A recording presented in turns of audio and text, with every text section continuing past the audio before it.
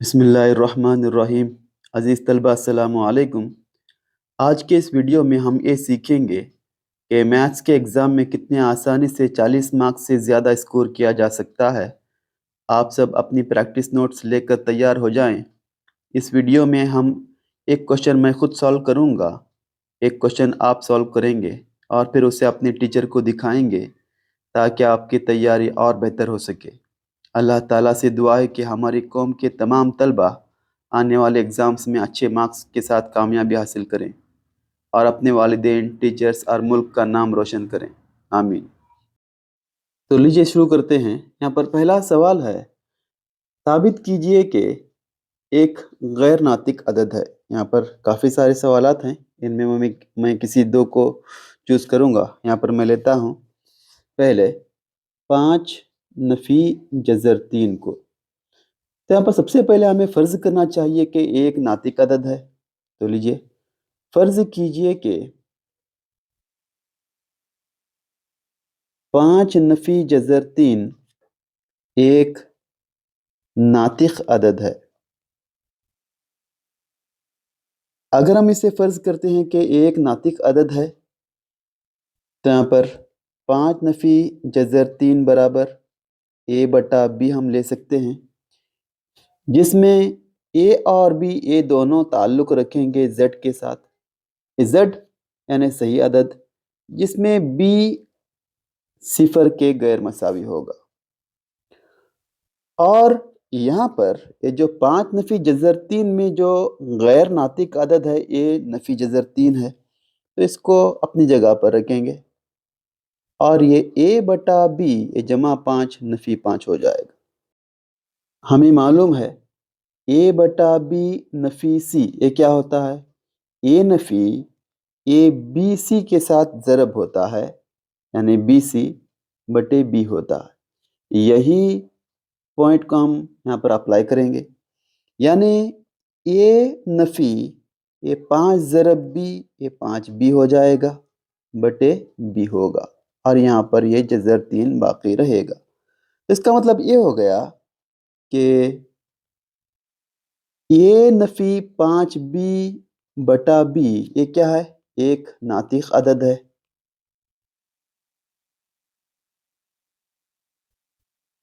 लेकिन नफ़ी जज़र 3 एक गैर नातिक अदद है, इसलिए जो अदद दिया गया था या फिर लिया गया था 5 नफ़ी जज़र 3 एक गैर नातिक अदद है।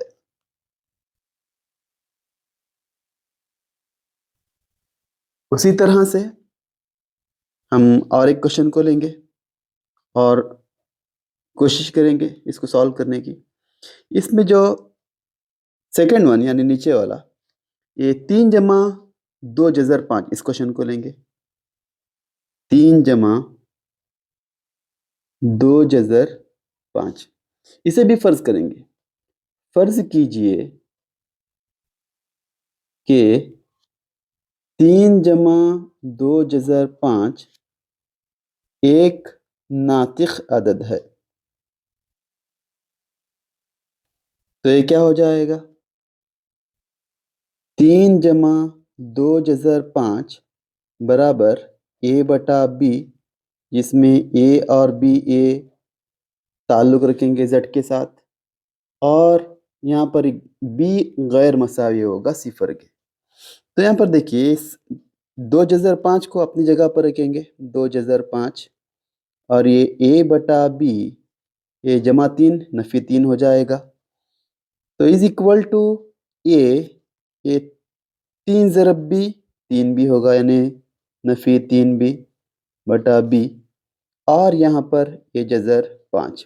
ये जो ज़रब 2 है ये क्या हो जाएगा, ये तकसीम 2 हो जाएगा, जिसमें a नफ़ी 3b बटा 2b ये क्या है, एक नातिक अदद है। मगर ये जज़र 5 एक गैर नातिक अदद है। इसलिए जो क्वेश्चन दिया गया था या फिर लिया गया था 3 + 2 = 5, 3 + 2 = 5 एक गैर नातिक अदद है।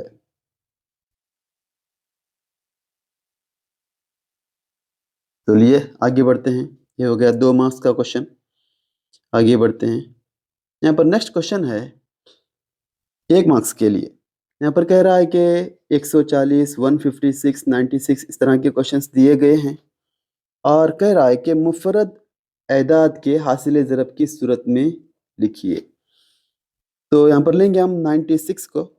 96 के जो मुफरद एदाद हैं उससे ज़रब करेंगे। 2 चौक 8, 2 आठे 16, 2 दूनी 4, 2 चौक 8, 2 एके 2, 2 दूनी 4, 2 छिके 12, 2 त्रिक 6 और ये 3 एका 3, यानी 96 इज इक्वल टू, यहाँ पर देखेंगे हम 2 कितनी मरतबा आया, 1 2 3 4 5 मरतबा आया है, यानी 2 की कुव्वत 5 और 3 एक बार आया है। इसलिए इसके जो मुफरद एदाद होंगे तो 5 मरतबा और ज़रब 3। आगे बढ़ते हैं नेक्स्ट क्वेश्चन 2 मार्क्स के लिए। मुफरद अज्जा ज़रबी के तरीके से दो सही एदाद जो दिए गए हैं उसका एचसीएफ और एलसीएम हमें मालूम करना है और साथ ही साथ इन दोनों की तस्दीक भी करना है, यानी हमें एचसीएफ ज़रब एलसीएम बराबर दो एदाद का हासिल ज़रब यहाँ पर लेना होगा। तो लीजिए यहाँ पर जो आखिरी क्वेश्चन है मैं उसको लेता हूँ। यहाँ पर जो दो एदाद सही एदाद हैं 26 और 91, तो एक को हम ए से ज़ाहिर करेंगे, उसी तरह से जो और एक नंबर है 91 इसे बी से ज़ाहिर करेंगे और इन दोनों के मुफरद अजाज ज़रबी हम मालूम करेंगे।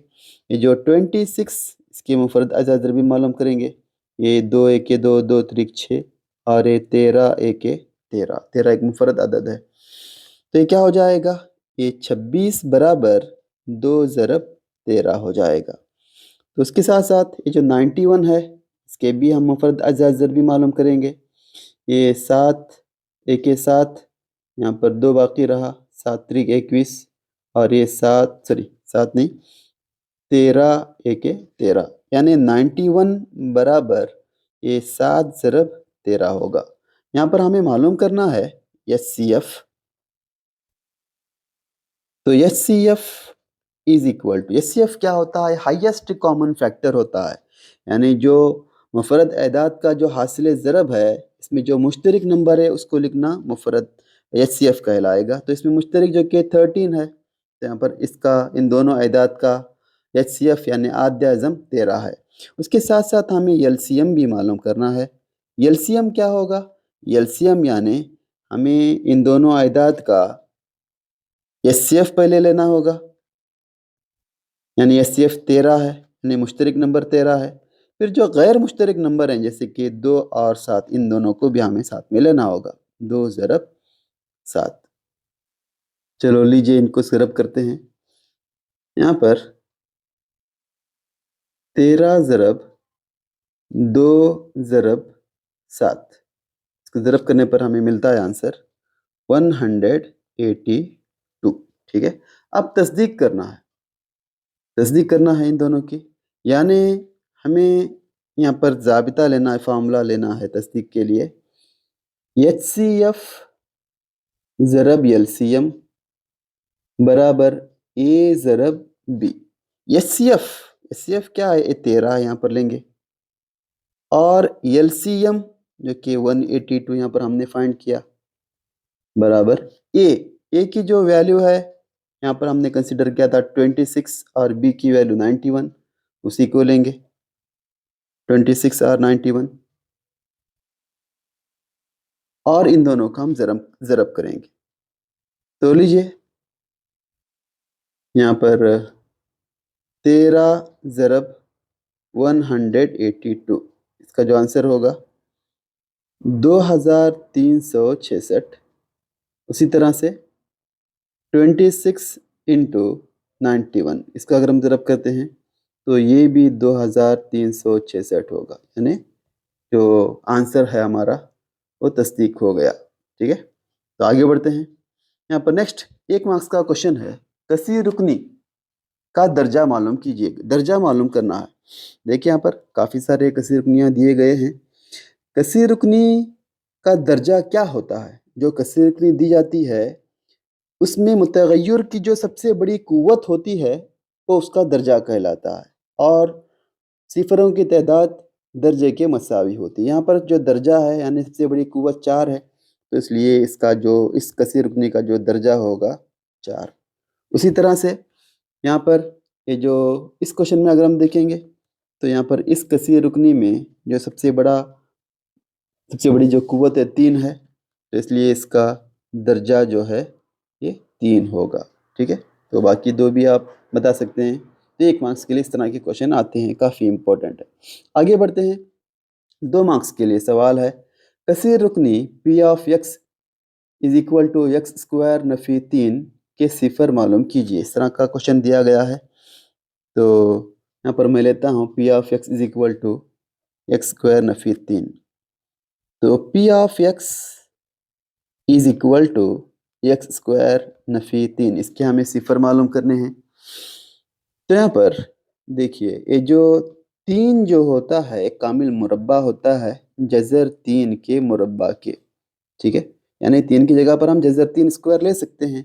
यहाँ पर लेंगे एक्स स्क्वायर नफी जज़र 3 का मुरब्बा। ठीक है, तो ये क्या होगा, एक्स स्क्वायर नफी 3 जज़र 3 स्क्वायर।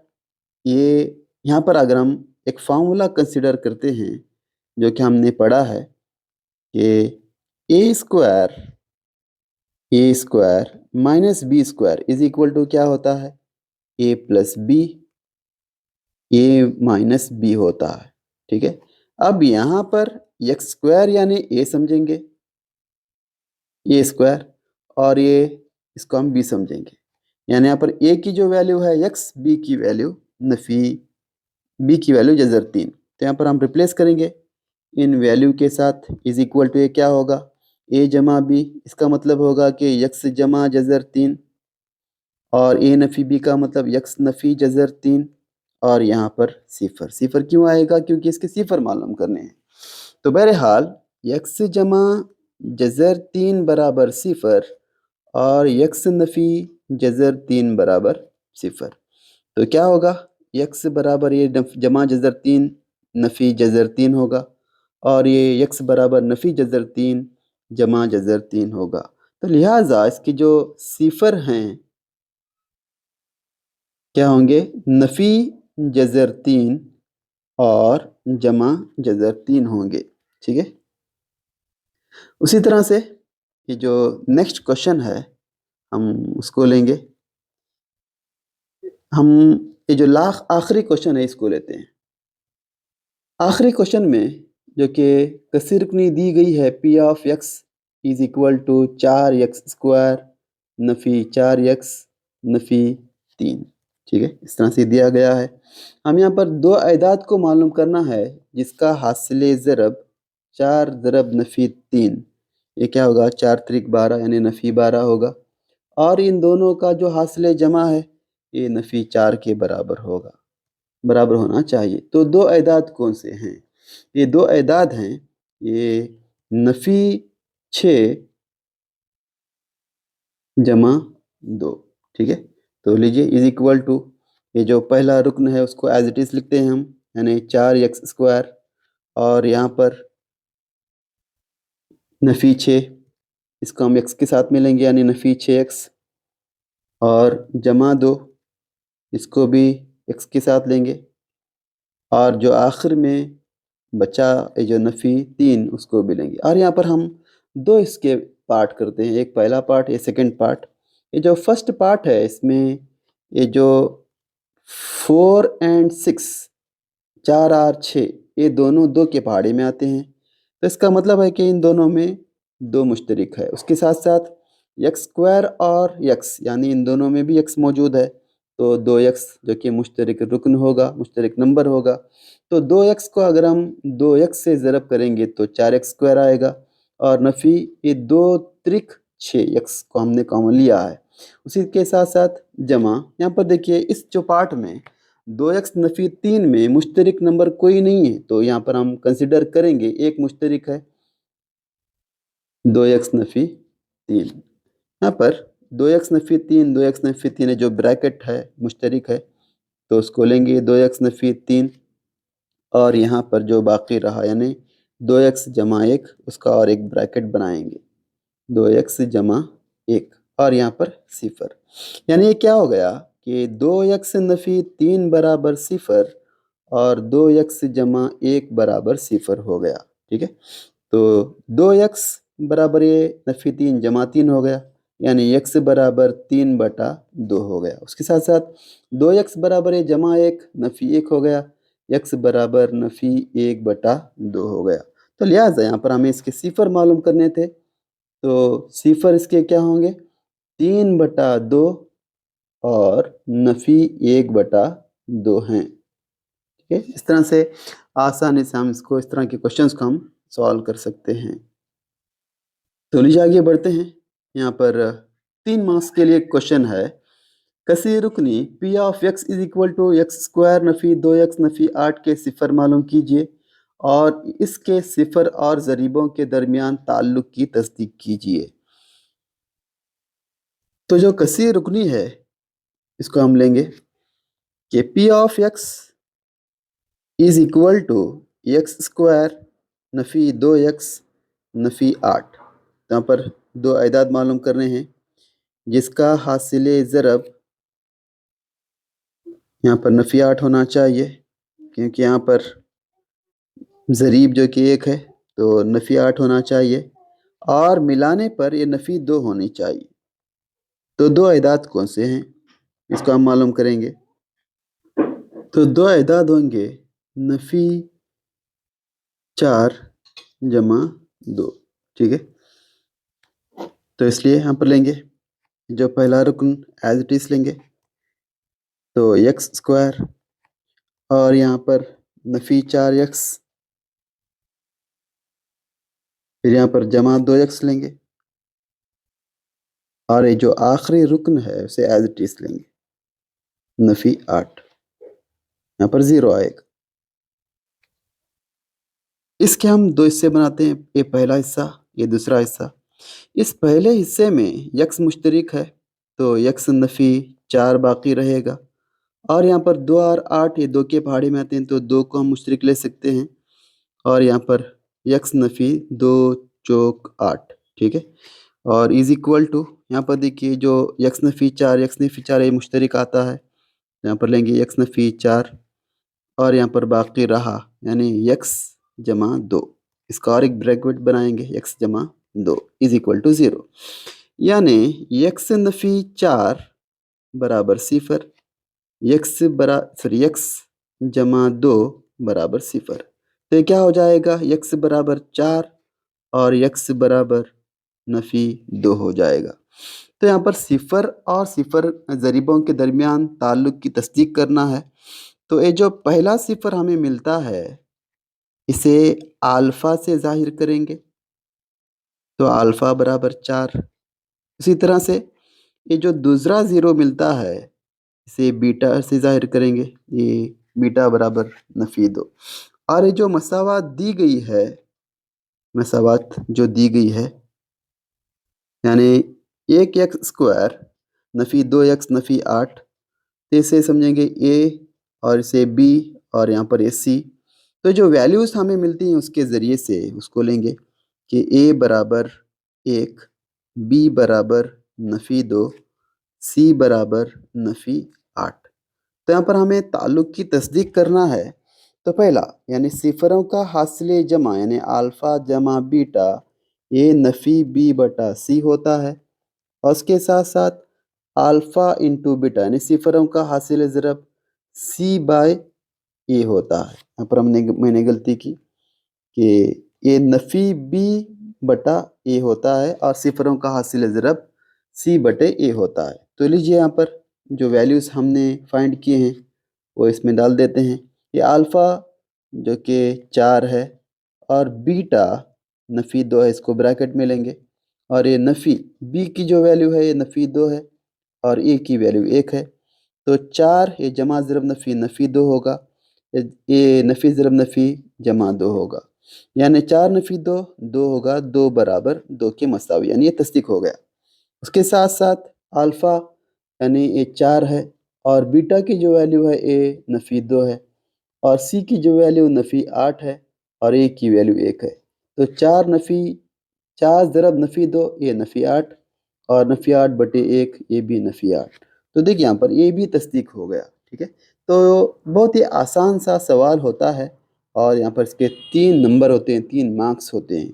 तो बिल्कुल भी हमें इसको ऐसे क्वेश्चंस को नहीं छोड़नी चाहिए, थोड़ी सी प्रैक्टिस करेंगे तो आसानी से हमें 3 मार्क्स मिल सकते हैं। तो लीजिए आगे बढ़ते हैं।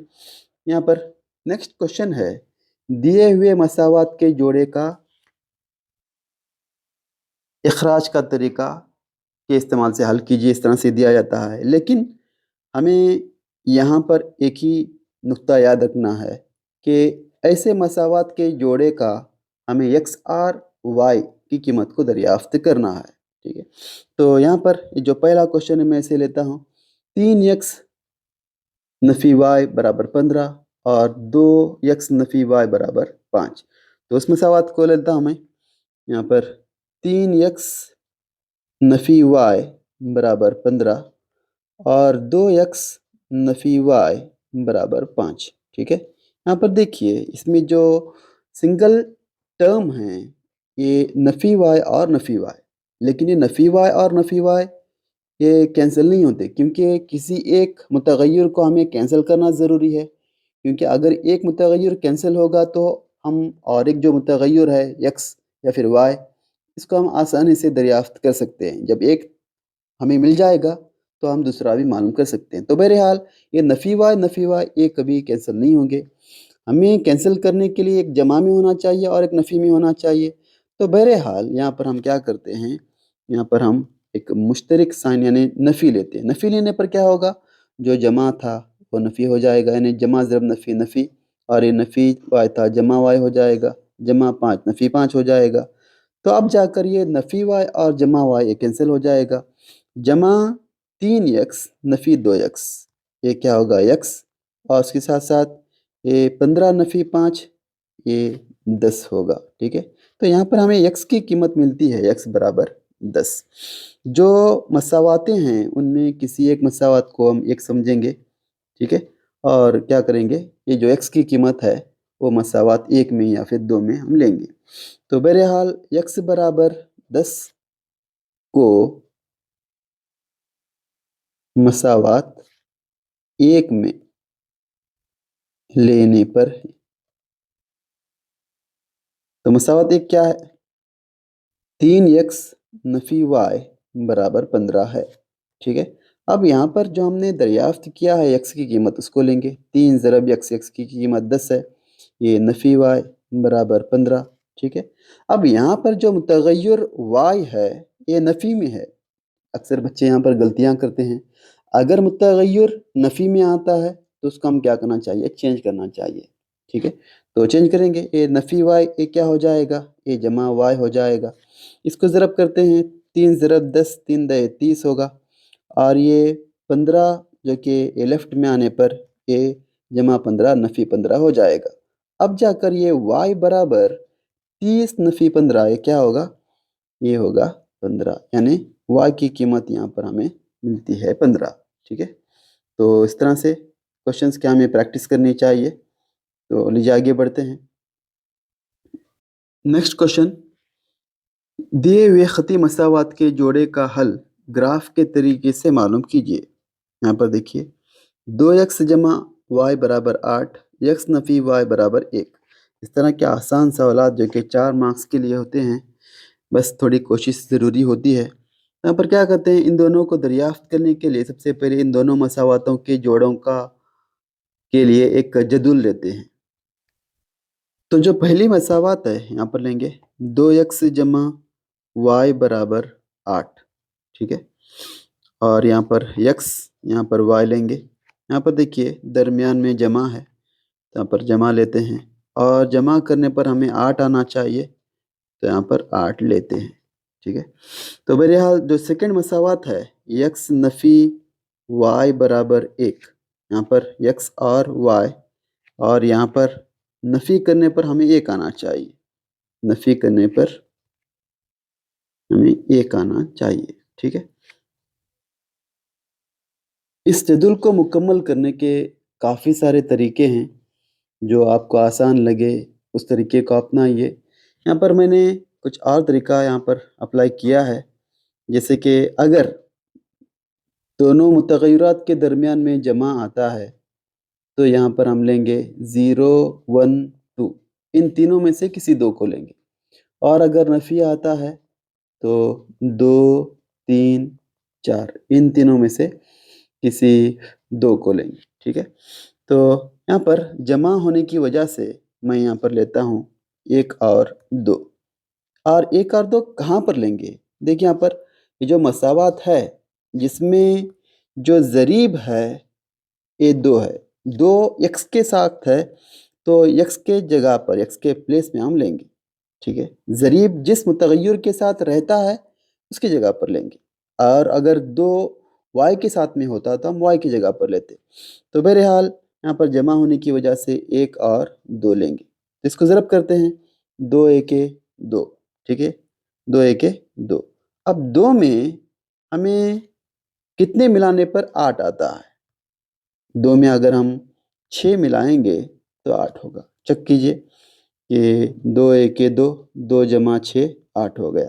ठीक है, उसी तरह से 2 दूनी 4, 2 दूनी 4, इस 2 को 2 से ज़रब करेंगे, 2 दूनी 4 हो गया। और 4 में अगर हम 4 मिलाते हैं तो 8 होगा। तो इस तरह से जदुल मुकम्मल हो गया। और यहाँ पर अगर नफ़ी होता है और दोनों मुतग़य्यरात के जो माकुली ज़रीब हैं 1 होता है, तो ऐसी सूरत में हम x के जगह पर लेंगे, और क्या लेंगे? 2 और 3, क्योंकि नफ़ी है, 2 और 3 को लेंगे। तो यहाँ पर मैं लेता हूँ 2 और यहाँ पर 3। अब 2 में से नफ़ी करने पर 1 आना चाहिए, तो 2 में से 1 नफ़ी करने पर 1 आएगा। 3 में से कितने नफ़ी करने पर 1 आएगा? 3 में से अगर हम 2 नफ़ी करते हैं तो 1 आएगा। ये मेरा तरीका है, तो इससे बेहतर तरीका आपके जो टीचर बताए हैं वो भी हो सकता है। आपको जो आसान लगता है उस तरीके को अपनाइए। तो बहरहाल इन जदूल का हमें यहाँ पर ग्राफ बनाना है। सबसे पहले यहाँ पर 1 और 6, जो पहला है, पहली मसावात का जो पॉइंट है, नुक्ता है 1, 6, ये 1, 6 कहाँ पर आएगा? 1 यहाँ पर है और 6 यहाँ पर है।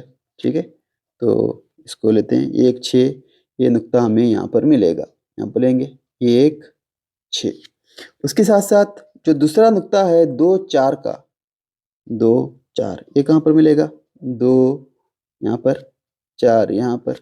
ठीक है, तो 2, 4 नुक्ता यहाँ पर मिलेगा, यहाँ पर लिखेंगे 2, 4, और इन दोनों को जोड़ते हुए एक खत हम खींचते हैं इस तरह से।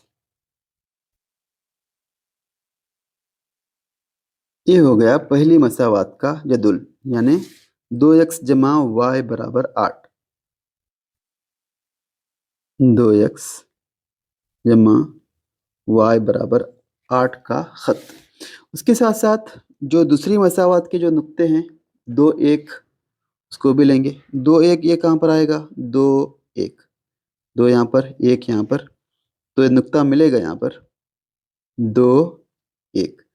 और जो दूसरा नुक्ता है 3, 2,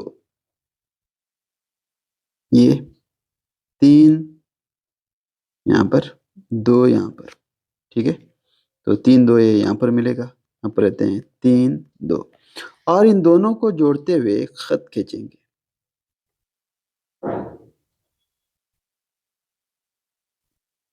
तो ये जो खत रहा मसावात x नफ़ी y बराबर 1। अब देखिए ये दोनों खतूत जिस मुकाम पर मिलते हैं उसको हमें आइडेंटिफाई करना है। तो ये जो यहाँ पर आकर मिलता है, यानी x बराबर 3 की जगह पर आकर मिलता है, तो x की वैल्यू 3 हो गई।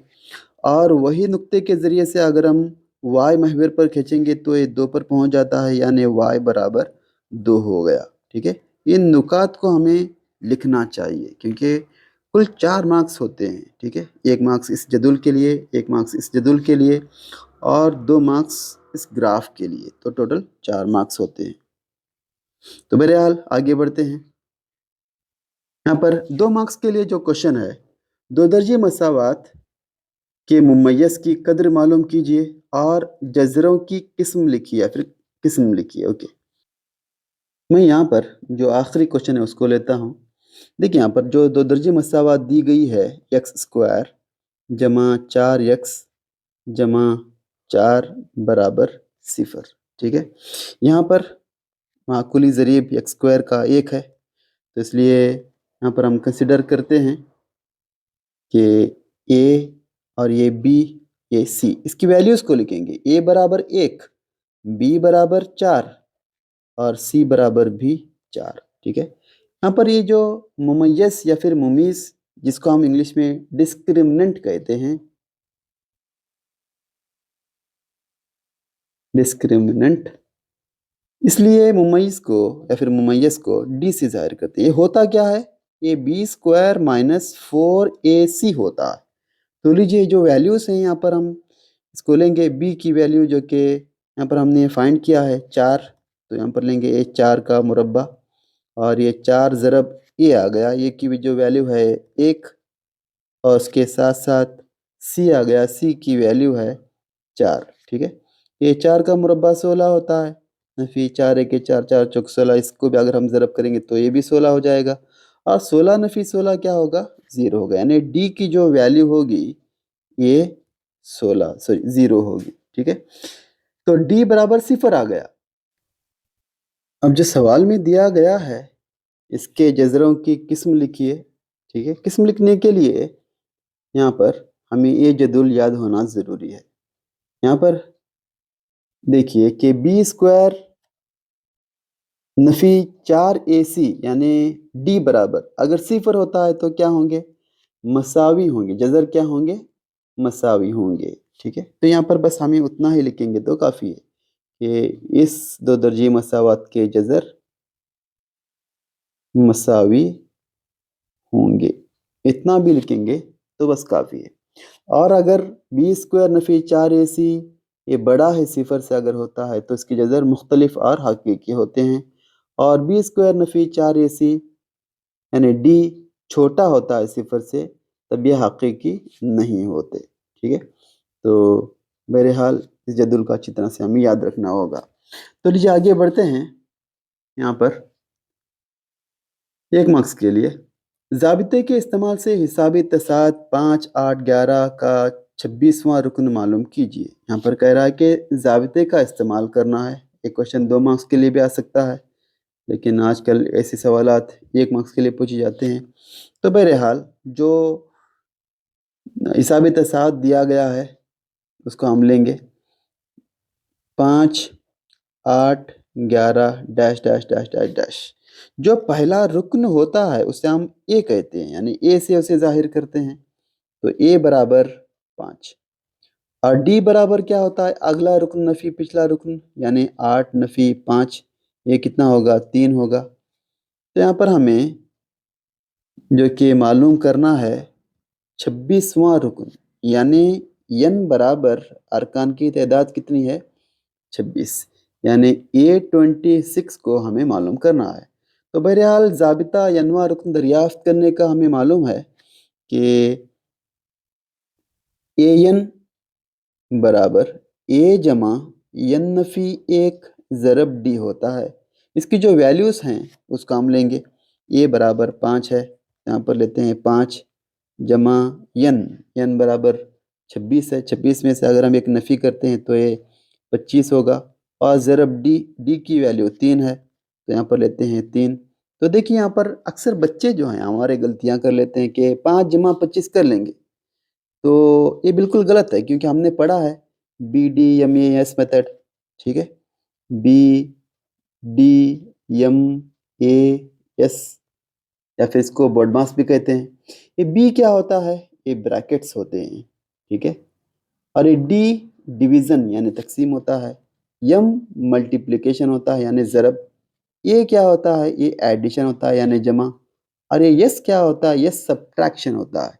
यानी जब कभी ये अलामात एक ही वक्त आते हैं तो सबसे पहले हमें ब्रैकेट्स को सॉल्व करना चाहिए, फिर तकसीम को सॉल्व करना चाहिए, फिर ज़रब हल करना चाहिए, फिर जमा करना चाहिए, फिर नफ़ी करना चाहिए। तो बहरहाल एक तरतीब होती है, वो तरतीब को अपनाना बेहद ज़रूरी है।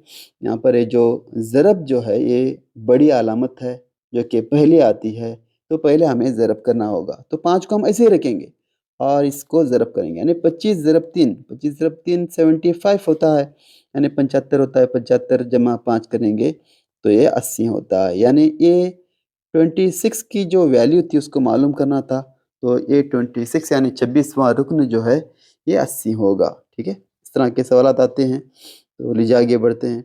अब 2 मार्क्स के लिए सवाल है कि ज़ाबिते के इस्तेमाल से हिसाब तसाद हमें मालूम करना है। मैं यहाँ पर सेकंड क्वेश्चन को लेता हूँ कि जो हिसाब तसाद दी गई है उसको एक मरतबा हम लिखेंगे, 5 जमा 8 जमा 11 जमा dash dash dash dash dash. अब इसमें जो पहला रुकन है ये कहलाएगा डी बराबर 8 नफी 5, ये 3 कहलाएगा, 3 होगा। और यहाँ पर इब्तिदाई 10 अरकान कह रहा है, तो इसका मतलब है कि n बराबर 10। हासिले जमा मालूम करना है। हासिले जमा को इंग्लिश में सम कहते हैं, इसलिए हासिले जमा को यस यन से जाहिर करते हैं। ठीक है, यानी यस यन और n बराबर 10 है तो यस 10 को हमें मालूम करना है।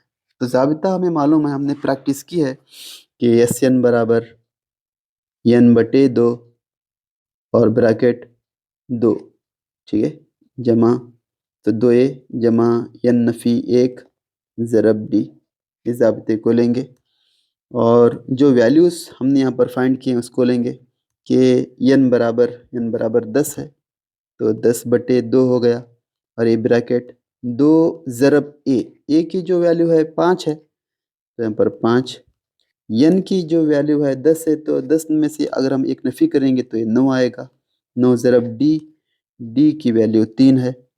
ठीक है, ये ब्रैकेट क्लोज।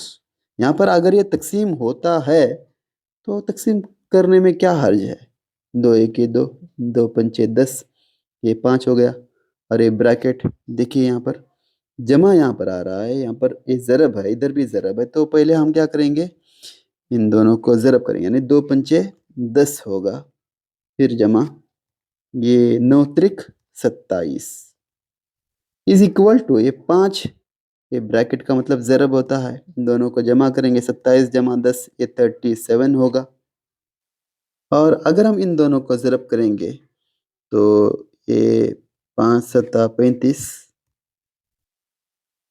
35 का ये 5 हासिल का 3, 5 त्रिक 15 16 17 18, यानी 10 अरकान का मजमुआ ये 185 होगा।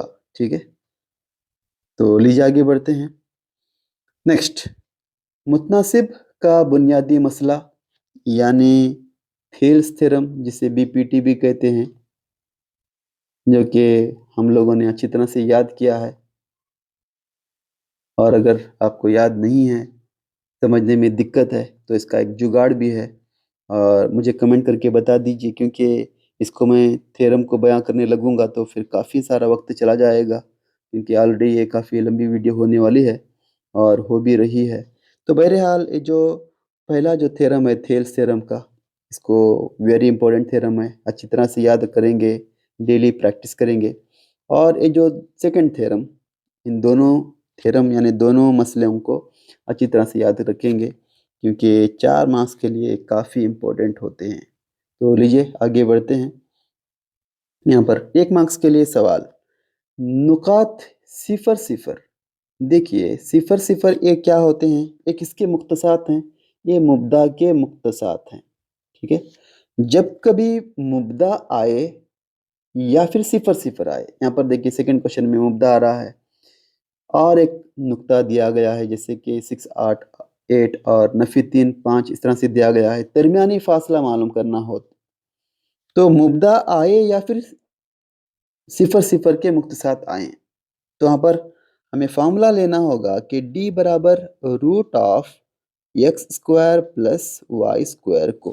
ठीक है, अब अगर हम पहला क्वेश्चन सॉल्व करने में लगे हैं तो यहाँ पर लेंगे x और y, और जो x है ये नफी 3, y बराबर 5, इस तरह से लिख लेंगे। तो इज इक्वल टू ये क्या होगा, रूट ऑफ x जो कि नफी 3 है। जब कभी नफी में आता है अदद या फिर वैल्यू, उसको ब्रैकेट में लीजिए, और ये y की वैल्यू 5 है तो 5 का स्क्वायर, नफी 3 का मुरब्बा। यहाँ पर अक्सर बच्चे ये 3 दूनी 6 कर लेते हैं। ठीक है, गलतियां मत करें, अच्छी तरह से समझ कर लिखें। नफी 3 का मुरब्बा कह रहा है। मुरब्बे का मतलब होता है एक ही अदद दो मरतबा ज़रब। नफी 3 ज़रब नफी 3, ये नफी ज़रब नफी जमा होगा, 3 ज़रब 3, 3 त्रिक 9 होगा। ठीक है, तो स्क्वायर रूट ऑफ नफी 3 का मुरब्बा 9 होगा। 5 का मुरब्बा 5 पच्चे 25, और ये 25 जमा 9 ये होगा 34। 34 एक कामिल मुरब्बा नहीं है, तो इसलिए इसका जो मुब्दा से नुक्ते का फासला, दरमियानी फासला जो होगा जज़र 34। अब जज़र 34 ये कंप्लीट आंसर नहीं है, क्योंकि फासले की कुछ आकाई होती है। तो यहाँ पर आकाई सेंटीमीटर किलोमीटर इस तरह से नहीं दिया गया है, तो बहरहाल यहाँ पर हमें आकाई लिखना होगा, या फिर यूनिट लिखेंगे तो भी आपको कंप्लीट मार्क्स मिल जाएंगे। तो बहरहाल आगे बढ़ते हैं 2 मार्क्स के लिए सवाल। नुकात 5 4 और 1 4 को मिलाने वाले क़त ख़त के वस्ती नुक्ते के मुख्तसात मालूम कीजिए। तो यहाँ पर मैं पहले क्वेश्चन को सॉल्व करता हूँ। ये जो पहला जो नुक्ता दिया गया है उसे x1 और y1 से जाहिर करेंगे। तो यहाँ पर मैं लेता हूँ कि x1 बराबर 5, y1 बराबर 4। ठीक है, दूसरा जो नुक्ता है इसे x2 और y2 से जाहिर करेंगे। तो यहाँ पर लिखेंगे x2 बराबर 1 और y2 बराबर 4। इस तरह से अगर आप लिखते हैं तब आपको एटलीस्ट हाफ मार्क्स तो मिल जाएंगे। अब यहाँ पर वस्ती नुक्ते के मुख्तसात मालूम करने हैं, तो इसका फार्मूला हमें मालूम है कि वस्ती नुक्ते के मुख्तसात यानी एक्स वाई बराबर, इसका जो फार्मूला होता है x1 प्लस x2 बाई 2 और y1 प्लस y2 बाई 2। ठीक है, तो लीजिए ये जो वैल्यूज़ हैं इसको हम यहाँ पर डाल देते हैं। इज इक्वल टू x1 की जो वैल्यू है उसको लेंगे, x1 जो कि 5 है, x2 1 है। ठीक है, तो 5 जमा 1 बटे 2, और y1 प्लस y2, y1 4 है, y2 भी 4 है, तो 4 जमा 4 बटे 2 इज इक्वल टू ये क्या होगा, 5 जमा 1 6, 6 बटे 2 होगा। उसी तरह से ये 4 जमा 4 8, 8 बटे 2 होगा। तो लीजिए इसको तकसीम करते हैं, 2 1 2, 2 त्रिक 6, 2 1 2, 2 चौक 8। तो इसलिए ये एक्स वाई बराबर ये होगा 3 4। ठीक है, 3 और 4। तो इस तरह से आसानी से इसको हम बस ज़ाबिते को याद रख के अगर इसको हम सॉल्व करेंगे तो आराम से हम 2 मार्क्स हमें मिल सकते हैं। तो आगे बढ़ते हैं। फासिलाती फार्मूला का इस्तेमाल से नुकात का दरमियानी फासला मालूम कीजिए। इस तरह से दिया गया है, तो जो आखिरी क्वेश्चन है मैं उसको लेता हूँ। ठीक है, यहाँ पर हम क्या करते हैं, जो पहला नुक्ता है उसे x1 y1, दूसरे नुक्ते को x2 y2, और उसके वैल्यूज को लिखेंगे। x1 बराबर नफी 5, y1 बराबर 7, x2 बराबर नफी 1 और y2 बराबर 3। ठीक है, दरमियानी फासला मालूम करने का जो ज़ाबिता होता है वो हमें मालूम है कि d बराबर डिस्टेंस ए root of x2 minus x1 whole square plus y2 minus y1 whole square. अब इसके जो वैल्यूज़ हैं वो यहाँ पर हम लेते हैं, is equal to square root of x2। देखिए यहाँ पर ये नफ़ी 1 है, नफ़ी 1 हमने ले लिया, और नफ़ी अब x1 की जो वैल्यू है नफ़ी 5 है। अब ऑलरेडी यहाँ पर हमने नफ़ी ले लिया है और एक यहाँ पर नफ़ी आ रहा है, तो नफ़ी ज़रब नफ़ी क्या होगा, नफ़ी ज़रब नफ़ी जमा होगा, तो हमें यहाँ पर जमा 5 लेना होगा। उसके साथ साथ y2 की जो वैल्यू है ये 3 है, नफ़ी y1 की वैल्यू 7 है, यहाँ पर लेंगे 7, इसका मुरब्बा इज इक्वल टू ये नफ़ी 1 जमा 5 ये 4 होगा, 4 का मुरब्बा, और 3 नफ़ी 7 ये नफ़ी 4 का मुरब्बा होगा। ठीक है, इज इक्वल टू ये 4 का मुरब्बा 16 और नफ़ी 4 का मुरब्बा भी 16 होता है, नफ़ी 4 ज़रब नफ़ी 4 ये नफ़ी ज़रब नफ़ी जमा 4 चौक 16 ये 16 होगा। अब देखिए यहाँ पर ये 16 और 16, 16 जमा 16 32, या फिर हम उसको ऐसे भी लिख सकते हैं कि 16 ये 2 बार आ रहा है, 16 दूनी 32। इस तरह से मैंने क्यों लिया, क्योंकि 16 एक कामिल मुरब्बा है 4 का, तो जब कभी इस तरह से डबल नंबर एक ही मरतबा आते हैं तो इस तरह से हम 2 बार लेंगे। ठीक है, और अगर वो मुरब्बा रहा, क्योंकि यहाँ पर दरमियानी फासले में मुरब्बा होता ही है, तो बहरहाल 16 एक कामिल मुरब्बा है 4 का, तो 4 जज़र 2 होगा, 2 यूनिट या फिर इकाई। ठीक है, तो डी बराबर 4 जज़र 2 इकाई। आगे बढ़ते हैं, यहाँ पर 3 मार्क्स के लिए सवाल है, उस नुक्ते के मुख्तसात मालूम कीजिए जो नुक्ता दिया गया है कतई ख़त को 3 निस्बत 1 की निस्बत में दाखिली तौर पर तकसीम करता है। ठीक है, तो यहाँ पर मैं आखिरी क्वेश्चन करता हूँ, क्योंकि आखिरी क्वेश्चन करने से यहाँ पर आसानी होती है, वरना फिर ऊपर नीचे इस तरह से स्लाइडिंग करते रहना पड़ता है। तो बहरहाल जो पहला नुक्ता है उसे x1 और y1 समझेंगे, तो लेंगे x1 बराबर 1, y1 बराबर नफ़ी 3। दूसरा जो नुक्ता है x2 और y2 का, तो x2 बराबर 8, y2 बराबर 5। ठीक है, और यहाँ पर जो निस्बतें दी गई है, निस्बत दी गई है उसे m1 और m2 से ज़ाहिर करेंगे, यानी m1 बराबर 3 और m2 बराबर 1। ठीक है, इस तरह से लिखेंगे, इसको मार्क्स होते हैं। तो ये सेक्शन फार्मूला है। ठीक है, हमें ये फार्मूला याद है, याद होना भी चाहिए। तो क्या है ये एक्स वाई बराबर ये क्या होता है, m1 x2 plus m2 x1 बटे m1 प्लस m2, और उसके साथ साथ m1 y2 plus m2 y1 बटे m1 प्लस m2। ठीक है, इस तरह से इसकी जो वैल्यूज़ हैं वो यहाँ पर हम लेते हैं। पहला m1 की जो वैल्यू है वो 3, x2 की जो वैल्यू है 8। आराम से जाएंगे, गड़बड़ी ना करें, जल्दबाजी ना करें। m2 की जो वैल्यू है 1 है, x1 की जो वैल्यू है 1 बटे m1 दोबारा 1 है, और सॉरी m1 की जो वैल्यू है 3 है। गलतियाँ चांसेस हो सकते हैं, लेकिन ऐसे चांस नहीं देना चाहिए। तो बहरहाल m1 की जो वैल्यू है 3 है और m2 की वैल्यू 1 है। उसके साथ साथ m1 दोबारा आ रहा है, m1 3, y2 5 है, जमा m2 1 और y1 नफ़ी 3 बटे m1 प्लस m2, यानी 3 जमा 1। देखिए यहाँ पर ज़रब करेंगे, यानी ये 8 त्रिक 24 हो गया, और 1 ज़रब 1 ये 1 होगा, और ये 3 जमा 1 4 होगा। उसके साथ साथ 3 पंचे 15,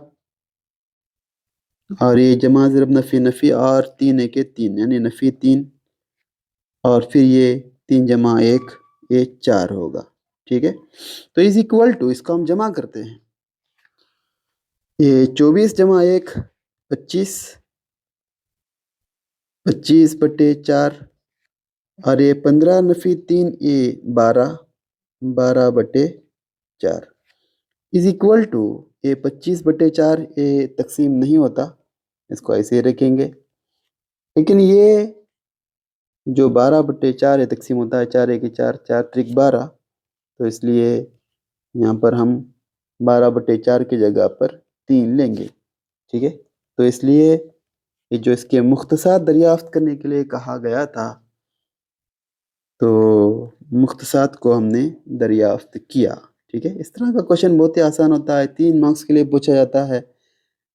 तो बहरहाल थोड़ी सी प्रैक्टिस बेहद ज़रूरी है, क्योंकि 3 मार्क्स बहुत आसान है, लेकिन थोड़ी कोशिश से हासिल हो सकते हैं। तो बहरहाल आगे बढ़ते हैं।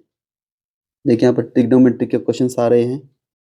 यहाँ पर देखिए, मैं जो सेकंड क्वेश्चन है उसको लेता हूँ कि अगर cosec theta is equal to 13/12 और tan theta is equal to 5/12 अगर दिया गया है, तो यहाँ पर हमें cos थीटा की वैल्यू को मालूम करना है। तो सबसे पहले यहाँ पर एक मैं रफ डायग्राम बनाता हूँ कायमतुज़ाविया मुसल्लस का, और यहाँ पर हम लेंगे, यहाँ जो दिया गया है उसको लेंगे। देखिए यहाँ पर ये cosec theta is equal to 13/12 दिया गया है। Cosec theta is equal to 13/12। ये कोसेकंड थीटा क्या होता है? ये साइन का रिवर्स होता है, और साइन क्या होता है? मुकाबिल बटे मुत्सिल होता है। तो बहरहाल यहाँ पर अगर हम थीटा लेंगे तो ये मुकाबिल होगा, ये मुत्सिल होगा, और ये वित्र होगा। ठीक है, अब यहाँ पर ये जो कोसेक थीटा 13/12 दिया है, तो इसकी जो वैल्यू क्या होगी? ये वित्र बटे मुकाबिल। ठीक है, अब वित्र जो कि 13 है, यहाँ पर लेंगे हम 13, और मुकाबिल 12। ठीक है, उसके साथ साथ और एक जो जाविया दिया है उसे भी लेंगे कि tan theta is equal to 5/12। ये tan क्या होता है? ये मुकाबिल बटे मुत्सिल होता है। ठीक है, मुकाबिल बटे मुत्सिल होता है। अब मुकाबिल में 5, लेकिन यहाँ पर मुकाबिल में 12 है एज पर क्वेश्चन। ठीक है, तो मुझे लगता है कि जो सवाल दिया गया है ये tan नहीं बल्कि cot होना चाहिए। ठीक है, तो बहरहाल यहाँ पर हम कुछ चेंज करते हैं, और यहाँ पर हम लेते हैं cot थीटा। ठीक है, या फिर कुछ और भी गलती हो सकती है, तो मैं यहाँ पर कंसिडर करता हूँ कि cot theta is equal to 5/12। और अगर cot थीटा देता तो cot थीटा क्या होता है? मुत्सिल बटे मुकाबिल। अब मुकाबिल 12 जो कि ऑलरेडी है यहाँ पर। ठीक है, तो मुत्सिल की वैल्यू क्या है? मुत्सिल की वैल्यू 5 है, तो यहाँ पर क्या आ जाएगा? 5 आएगा। तो हमें मालूम करना है यहाँ पर कि cos थीटा, cos थीटा क्या होता है? cos थीटा मुत्सिल बटे वित्र होता है। ठीक है, तो इसलिए यहाँ पर लेंगे हम कि cos theta is equal to मुत्सिल बटे वित्र, यानी 5/13। ठीक है, 5/13। तो लीजिए आगे बढ़ते हैं। यहाँ पर और एक क्वेश्चन है। देखिए यहाँ पर इन दोनों सवालों के लिए 2 मार्क्स, सेम यहाँ पर इसके लिए भी 2 मार्क्स, लेकिन मैं यहाँ पर कंसिडर नहीं कर रहा हूँ, क्योंकि हम पढ़ रहे हैं मिशन 40+। ठीक है, तो यहाँ पर देखिए क्वेश्चन दिया गया है कि शक्ल में, मैं यहाँ पर सेकंड क्वेश्चन को सॉल्व करता हूँ। शक्ल में जाविया ABC बराबर 90 डिग्री, और यहाँ पर हमें जो शक्ल दी गई है उसके हिसाब से साइन अल्फा और tan थीटा को हमें मालूम करना है। तो बहरहाल अल्फा के लिए देखिए यहाँ पर ये जो दिया गया है मुसल्लस, उसे मैं और एक बार ड्रॉ करता हूँ ताकि 2 मार्क्स होते हैं, कन्फ्यूजन बिल्कुल भी नहीं होना चाहिए। जो कि अल्फा यहाँ पर है तो ये मुकाबिल होगा, ये मुत्सिल होगा और ये वित्र। ठीक है, जो वैल्यूज दिए गए हैं उसको एज इट इज लेंगे, यानी यहाँ पर 3 है, यहाँ पर 4 है और यहाँ पर 5 है। ठीक है, साइन अल्फा मालूम करना है। तो साइन अल्फा क्या होता है, साइन क्या होता है, साइन होता है मुकाबिल बटे वित्र। तो मुकाबिल में 3 है और वित्र में 5 है, तो ये क्या हो जाएगा, 3/5 होगा। ठीक है, और साथ ही साथ हमें पूछ रहा है कि टैन थीटा क्या होगा। तो दोबारा उसको दरियाफ्त करने के लिए, फाइंड करने के लिए मैं और एक राइट एंगल ट्रायंगल बनाता हूँ। अब इस बार जो कि थीटा जो कि यहाँ पर मौजूद है, अगर थीटा यहाँ पर है तो इसके मुकाबिल में ये ज़िला आएगा, ये मुकाबिल, तो ये मुत्सिल या फिर मुत्तसिल, ये वित्र। जो वैल्यू दी गई है उसको एज इट इज लेंगे, यानी 3 यहाँ पर है, 4 यहाँ पर है और ये यहाँ पर। ठीक है, हमें मालूम करना है टैन थीटा। अब टैन क्या होता है, टैन होता है मुकाबिल बटे मुत्सिल। ठीक है, तो मुकाबिल में 4 है और मुत्सिल में 3 है, तो इसलिए इसकी जो वैल्यू होगी 4/3। तो बिल्कुल भी इसमें गलतियां नहीं होनी चाहिए। हम आगे बढ़ते हैं। नेक्स्ट क्वेश्चन है कि 3 मार्क्स के लिए यहाँ पर मसला और एक आ रहा है, 2 मसले हैं ये 3 मार्क्स के लिए। ये दोनों बहुत ही आसान मसले हैं, दायरे बाब के। ठीक है, इन दोनों थ्योरम को अच्छी तरह से याद करेंगे, प्रैक्टिस करेंगे। अगर आपको याद नहीं है, समझने में दिक्कत हो रही है तो मुझे कमेंट करके बता दीजिए, मैं इन दोनों मसलों को लेकर एक और वीडियो बनाऊंगा। ठीक है, आगे बढ़ते हैं। 2 मार्क्स के लिए देखिए, जो सती रकबा और हजम जो टॉपिक है, अगर उसके जवाबित यानी ज़ाबिते अगर हमें मालूम हैं तो हम आराम से 2 मार्क्स ले सकते हैं। तो लीजिए मेरे साथ में प्रैक्टिस कीजिए। इस तवाने के का खमीदा सतह का रकबा ये क्या होता है, 2πr(h) होता है। उसके साथ साथ इस तवाने के कुल सतह का रकबा क्या होता है, कुल सतही रकबा 2πr(h+r) होता है। इस तवाने का हजम क्या होता है, इस तवाने का हजम πr² होता है। ठीक है, एक हो गया। उसके साथ साथ हम आगे बढ़ते हैं। मखरूत, मखरूत का खमीदा सतह का रकबा πrl। मखरूत का कुल सतही रकबा πrl+r। और मखरूत का हजम ये इस तवाने के 1/3 होता है, यानी 1/3 πr² होता है।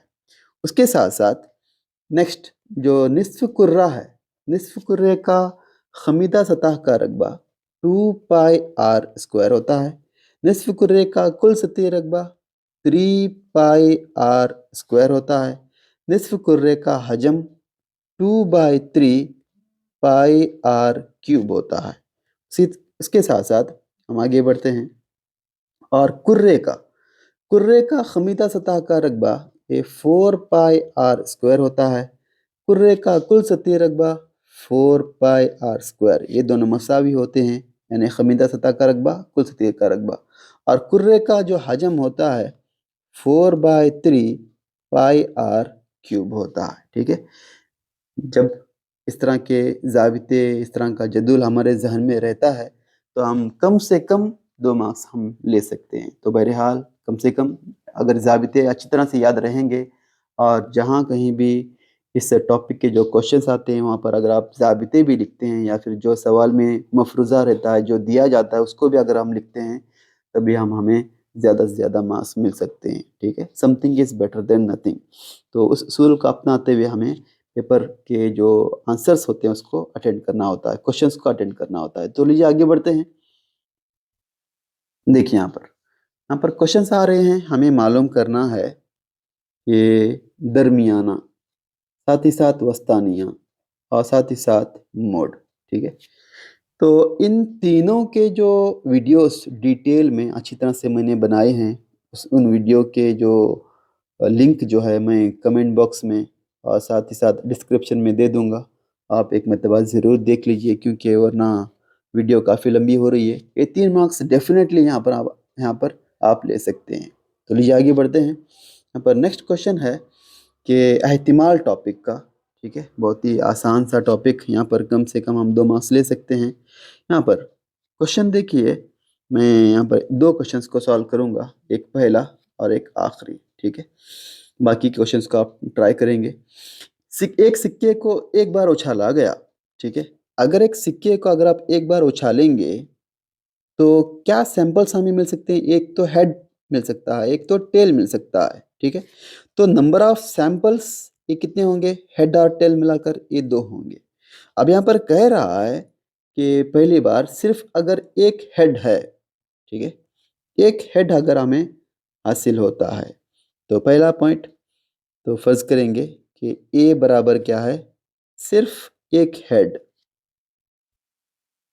सिर्फ एक हेड। तो नंबर ऑफ ए यानी हेड की जो तादाद होगी कितनी होगी? देखिए यहाँ पर हेड कितने हैं सैंपल में?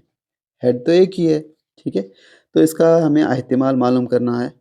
तो एहतिमाल का जो ज़ाबिता है हमें अच्छी तरह से याद होना चाहिए कि पी ऑफ ए, पी का मतलब क्या होता है? Probability. Probability of A is equal to n of A by n of S. N of A क्या है? एन ऑफ ए 1 है और एन ऑफ एस 2 है, तो इसका आंसर क्या हो जाएगा? 1/2 हो जाएगा। तो उसी के साथ साथ यहाँ पर जो और एक पॉइंट यहाँ पर दिया गया है कि कम अज कम एक हेड, कम अज कम एक हेड। तो नंबर 2 में कम अज कम एक हेड होना चाहिए, तो यहाँ पर इसको हम लेंगे बी, कम अज कम एक हेड। तो एक सिक्के में एक ही हेड होता है, तो एन ऑफ बी बराबर एक ही होगा। तो प्रोबेबिलिटी ऑफ बी क्या होगा? ये formula N by B by N of S. तो एन ऑफ बी क्या होगा? एन ऑफ बी जो कि यहाँ पर हमने फाइंड किया है 1 और एन ऑफ एस 2 है, ठीक है। यहाँ पर हम लेंगे 1/2, ठीक है। बहुत ही आसानी से इस तरह के क्वेश्चंस को हम सॉल्व कर सकते हैं, बस थोड़ी प्रैक्टिस होनी ज़रूरी है। तो लीजिए नेक्स्ट यानी आखिरी क्वेश्चन, जो कि 1 से 6 एदाद दर्ज पांसे को 2 मरतबा फेंका गया, ठीक है। ये हम आखिरी क्वेश्चन यहाँ पर ले रहा हूँ। अब देखिए यहाँ पर 1 से 6 अदद वाला जो डायस है यानी पासा है यानी लूडो है जो कि हम खेलते हैं, उसमें नंबर 1 से 6 होते हैं। 1 2 3 4 5 6, ठीक है। यहाँ पर 2 पासे को फेंका गया है, मतलब और एक जो पासा है उसमें भी 1 2 3 4 5 6 होंगे, ठीक है। अब इसमें 6 नंबर, तो टोटल नंबर ऑफ सैंपल क्या होगा? 6 इंटू 6 यानी 6 × 6, ये कितना होगा? 36 होगा, ठीक है, 36 होगा। यानी एन ऑफ एस बराबर 36 होगा। अब यहाँ पर कह रहा है कि 2 मरतबा फेंका गया, ऊपर के रुख की एदाद का हासिल जमा 7 होना चाहिए, 7 से ज़्यादा होने का एहतिमाल। हासिल जमा 7 से ज़्यादा होना चाहिए, तो उसका एहतिमाल हमें मालूम करना है, ठीक है। तो यहाँ पर लेंगे, बहुत ही आसान है। तो ए बराबर ऊपर के रुख का 7 से ज़्यादा, या फिर शॉर्टली हम ले सकते हैं 7 से ज़्यादा, हासिल जमा 7 से ज़्यादा, इस तरह से लिखेंगे, कोई बात नहीं। हासिल जमा 7 से ज़्यादा, ठीक है। अब लेंगे कि ए बराबर 7 से ज़्यादा होना चाहिए। 7 से ज़्यादा कब आएगा देखेंगे। देखिए यहाँ पर अगर हम यहाँ पर लेंगे 3 4, ये 7 होंगे, ठीक है। 7 से ज़्यादा होने के लिए 3 और 5 लेना होगा हमें, ठीक है। यहाँ पर लेते हैं, तो हासिल जमा 7 से ज़्यादा ये कौन कौन से होंगे? 4 4 8 होता है। उसके बाद 4 5 9 होगा। फिर 5 4 ये भी 9 होगा। फिर हम लेंगे 5 5 10 होगा। फिर हम लेंगे 4 6 ये भी 10 होगा। 6 4 ये भी 10 होगा। हम फिर लेंगे 6 5 ये 11 होगा। फिर हम ले सकते हैं 5 6 ये भी 11 होगा। 6 6 ये 12 होगा। फिर इसको छोड़कर कोई दूसरे नज़र नहीं आ रहे हैं। तो बहरहाल अगर इसको हम काउंटिंग करेंगे तो एन ऑफ ए बराबर कितने होंगे? 1 2 3 4 5 6 7 8 9। ठीक है, तो टोटल 9 होंगे। तो इसका हमें एहतिमाल मालूम करना है। तो बहरहाल P of A is equal to n of A by N of S. N of A जो कि 9 है, जो कि यहाँ पर हमने दरियाफ्त किया है, और एन ऑफ एस 36 है, तो यहाँ पर लेंगे हम डिवाइड बाय 36। तो ये कैंसिल हो सकता है। तो 9 1 9 9 चौक 36, तो इसलिए क्या होगा? 1/4 होगा। ठीक है, तो बहरहाल ये पी तकरीबन 2 मार्क्स के लिए क्वेश्चन रहा। आगे की जो रिमेनिंग क्वेश्चन है उसको आप ट्राई कर सकते हैं। तो लीजिए हम देखेंगे, फिर यहाँ पर क्वेश्चन ख़त्म हो जाते हैं। तो टोटल ओवरऑल यहाँ पर हमने कम से कम 46 मार्क्स के जो क्वेश्चंस जो हैं, ये हमें अगर अच्छी तरह से इनकी प्रैक्टिस करेंगे तो हमें मिल सकते हैं कम से कम। तो अराउंड अगर 40 भी मिलते हैं तो ये 50% हो जाता है 80 का।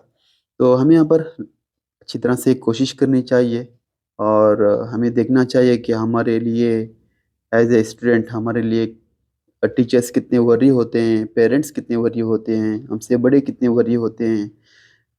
हमें ज़रा तवज्जो नहीं है पढ़ाई पर, क्योंकि अगर आप पढ़ेंगे तो इसमें सबसे ज़्यादा फ़ायदा ख़ुद का रहेगा, आपका रहेगा। तो इसका नफ़ा जो है स्कूल को, असातिज़ा को, साथ ही साथ जो आपके पेरेंट्स हैं, बड़े उम्मीद लगाए रहते हैं, उनको भी हासिल होगा। और हमें आगे बढ़ना है, हमारे कौम को आगे बढ़ाना है, और हमें भरपूर कोशिश करना है कामयाब होने की। तो आज की वीडियो बेहद मुफीद वीडियो रही। इंशाअल्लाह मैं समझता हूँ इसको आप अपने दोस्तों के साथ ज़रूर शेयर करेंगे और अच्छी तरह से इसकी प्रैक्टिस भी करेंगे। जज़ाकल्लाहुल खैर, अपनी दुआ में याद रखिएगा।